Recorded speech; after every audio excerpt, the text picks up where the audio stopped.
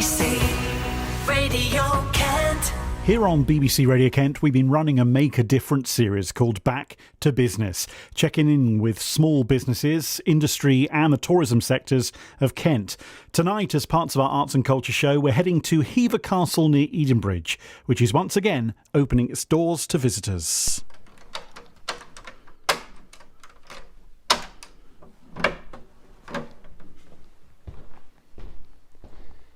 It's a great privilege to be able to spend half an hour or so unlocking the wonderful Hever Castle every morning before the visitors arrive. And it allows me to imagine what these chambers would have been like during the Boleyns' tenure. My name is Dr. Owen Emmerson. I'm the Content and Engagement Supervisor here at Hever Castle, the childhood home of Anne Boleyn. There have been many alterations, and there are also many different layers of Anne Boleyn here. Anne is almost like the ghost of that great literary character, Rebecca de Winter. She is everywhere at Hever. But these constant reminders and relics of Anne were placed here by a number of different generations who all saw Anne very differently. And they tell us as much about the generations who placed the artefacts here than they do Anne.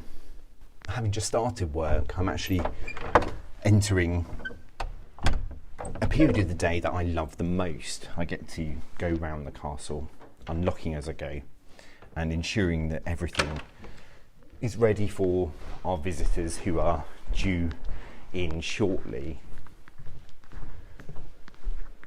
There are new considerations to have been made, opening in a COVID secure way, so just ensuring that visitors have a comfortable experience and that our staff do too.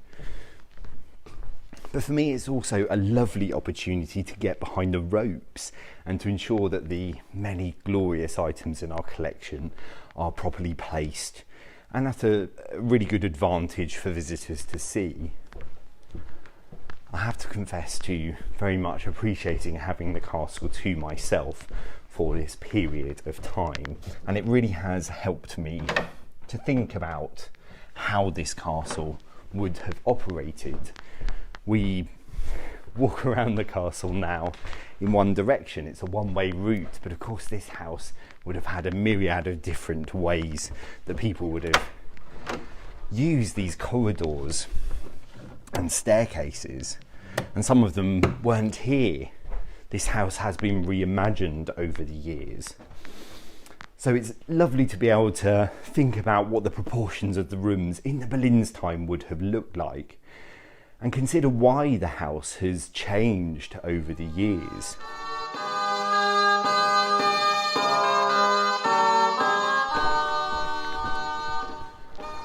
Now, Hever doesn't give up its secrets that easily, but having privileged access to this space in this way, where some of the most famous history in our annals happened, really helps me to reimagine how differently this house was used by the Boleyns.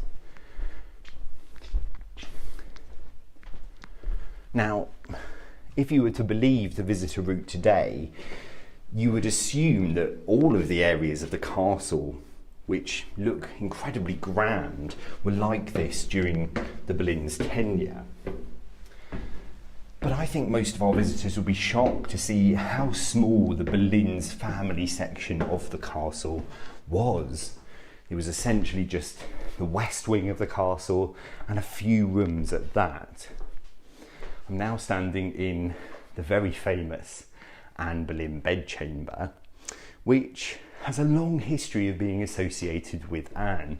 Our earliest records of this being called Anne Boleyn's bedroom date to the late 17th century. Hever Castle was a particularly intimate home. It certainly wasn't the grandest home in the Boleyns' impressive portfolio of properties. And it has been reimagined since. There have been 4 definable periods of restoration since the Boleyns left. A remarkably huge amount of the Boleyns' original home is here for us to see. Indeed, much of the house dates before the Boleyns, so we really are walking in the footsteps of some incredibly famous people. But this is a space that has been reimagined by generations since, and there really are layers of Anne Boleyn on display at Hever, different versions of her life, which tell us how other generations saw her. Anne is everywhere at Hever. She's in the plasterwork, her emblems are carved in wood and stone, and we have portraits of Anne from each century since her death. She is everywhere. Now, one painting that I'm standing in front of at the moment that is particularly interesting to me is a late 16th century panel portrait of her. It's called the Hever Rose Portrait because unusually it depicts Anne holding a rose and we can see her hands. Now, there are other models of this portrait pattern. She's wearing the famous B initial necklace. But this painting is an enigma because we don't know where it was before it came to Hever. We're not sure when it arrived at Hever and who purchased it.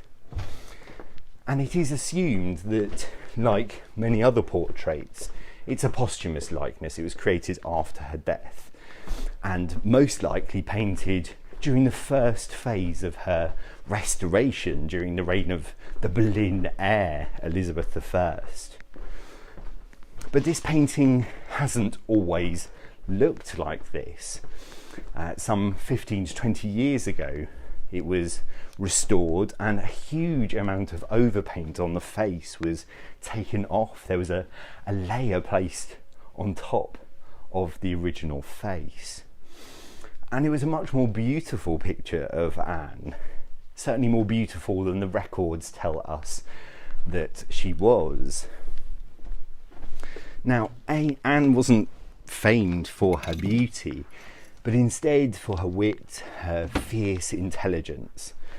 And I think that education that brought out those endearing qualities began here at Hever Castle. Thomas was a humanist. He believed in educating all of his children, regardless of their sex. And it appears that Anne and her siblings had a particularly good education. Thomas was also incredibly adept at diplomacy. He was employed in that trade by the king and also by his father. And his successes at European courts, doing the king's business, meant that Anne was given opportunities that women of her class weren't always guaranteed. She was given really coveted places at 2 European courts. And this is where Anne soaked up the Renaissance. She was soaked in its style and challenged by its radical new ideas. Anne Boleyn of Hever Castle was in many ways the quintessence of the Renaissance style. She embodied its spirit, and it was the kind of court that Henry VIII was striving to emulate. I think she was almost a reflection of the identity that he wished to project. And I think it is that which captivated Henry about Anne. She was different, and she was also an able politician.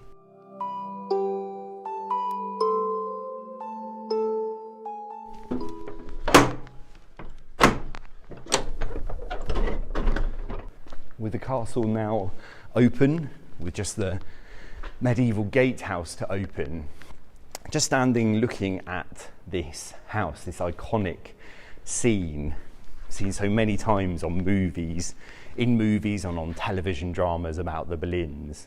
But there is something very immediate about being here and knowing that these are the views that some of our most famous and infamous characters would have seen.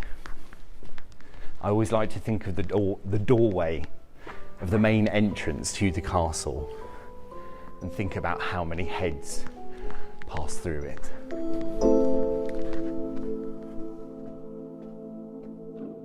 Hever historian Dr. Owen Emmerson. Find out more about Hever Castle and Gardens at hevercastle.co.uk.